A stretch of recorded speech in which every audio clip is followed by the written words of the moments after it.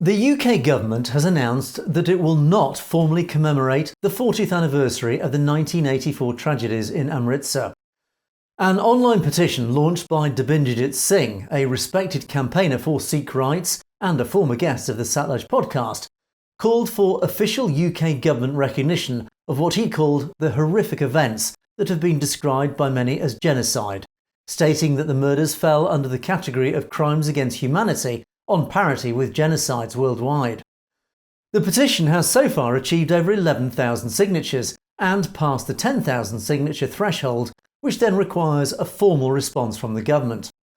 The government's response, issued overnight, however, forms a rather disappointing and characteristically non-committal statement, rich in political platitudes, with the only firm commitment offered to the community being that His Majesty's government has no plans to formally commemorate the terrible events of 1984.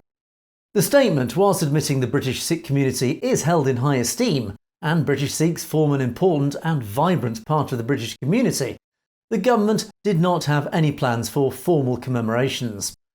However, a small glimmer of hope was offered in the current fight against India's transnational repression against diaspora Sikhs in the UK.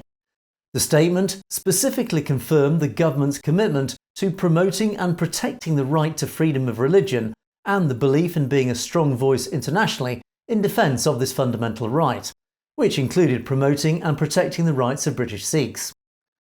Whilst the carefully worded statement offered the right message of support for the Sikh community overall, it still remains hollow in the context of the recent accusations of a state cover-up over the suspicious death of Avtar Singh Kandar and the willful ignorance of India's human rights record in the need to tie up a post-Brexit trade deal.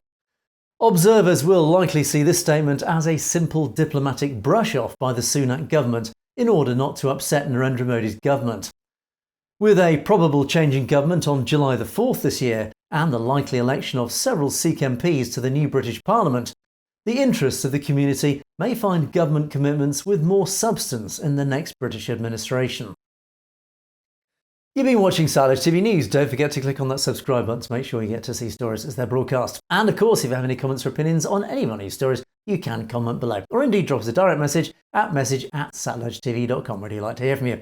In the meantime, thanks for watching for Satluj TV News. I'm Govt in London.